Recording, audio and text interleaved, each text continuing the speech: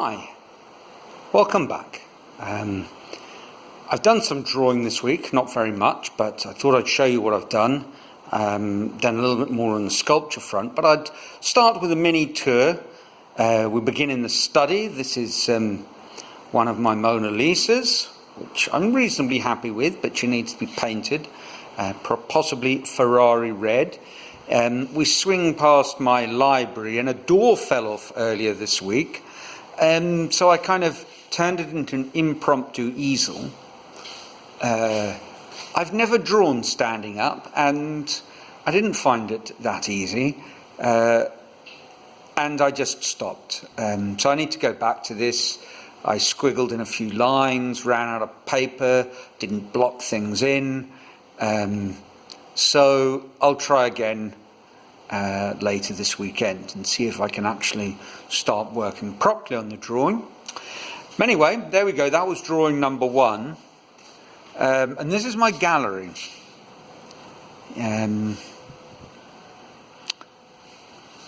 Probably the largest gallery space on this part of the coast of the state. That's one of my abstract mouths composed into a big piece. This is one of the first sculptures I made, and if you think it looks a little bit like Edvard Munch's The Scream, well, I'm delighted to hear it, because that's what it was supposed to be 25 years ago. Wow. The fingers actually are the first sculpture I ever made. And this is an early version of a David before the project had seen the light of the day. I'll just get him rotating for you.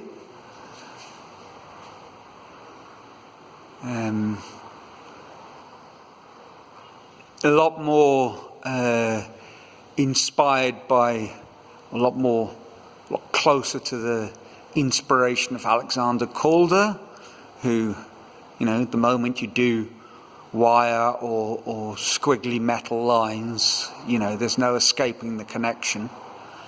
Anyway, this is the gallery. I'm not going to dwell too long on every piece. I quite like this one. I went to Pantanal, Brazil's huge wetland in the center of the country, and they have a breed of cow called a zebu, which has a big hump, so kind of we're taken by them. I saw a lot of these cows trundling around in the swamps. The heads, and some larger scale pieces. The chap in red here floating about is another piece inspired by a famous sculpture, this time Alberto Giacometti's Man Holding Void. I think that's the title. And anyway, I suppose Giacometti was the first sculptor I really saw the work and thought, that's fantastic. And so this is a bit of a homage to one of his pieces. And this is the gallery. Moving onwards and outwards towards the garden. The windmill is interesting, not because we're actually using it terribly much at the moment. A seal has broken, so it doesn't pump, but it does. It's about 7 meters, so it gives you, and the water tank is at about 4, so David would be just about where those wires are connected, his height. And I think eventually he'll go somewhere in the welded metal version, will fit somewhere in here. The wire David will fit nicely in the gallery. If you're wondering about the dimensions, it's the gallery is about 14 by 8 meters, and the ceiling or the roof is at 5.6 meters.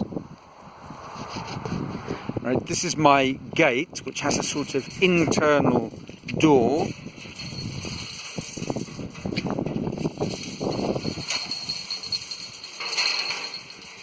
There we go. Now, it's not easy to read the writing, but there is writing down there, and it says, "Put your house in your garden." So, anyway, that's kind of what we did. More of the garden and trees. I'll take you for a look at a few sculptures. Here we have a Brazilian samba dancer. And this is where I do a lot of my filming of my podcast. I quite like this chap. I like the idea of the plinth, where instead of something solid, it's just building rubble from the construction of our house. So it sort of ties it all in. A totem head. These are pieces that I did in Sao Paulo. And going out, this is my walk towards the workshop. And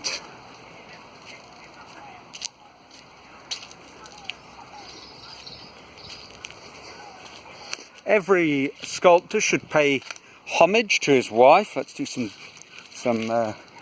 try and remove this leaf. It's a coconut palm. There we go. Maybe you can make it out. Curly hair and a sewing machine, which is my wife to a T. An early figure.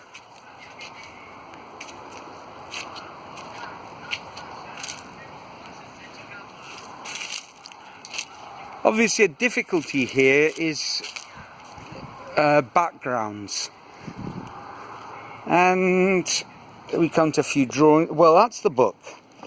So I did a couple of drawings based on him.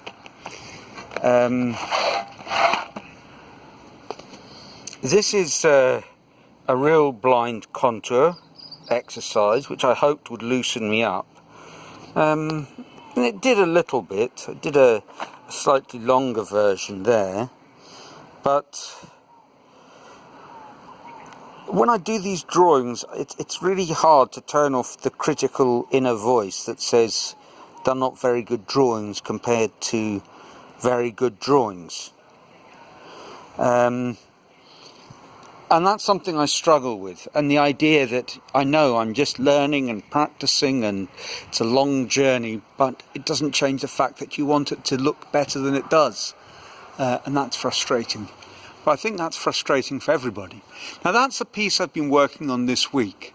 Sorry about the line in the middle, but this was the easiest way to hang him, and I feel I'm a little bit closer to certain features, but still a long way to go. And it's difficult on these smaller pieces, this is maybe 30-40 centimeters. It's difficult to add in details, so eyes are tricky to get the marked lines.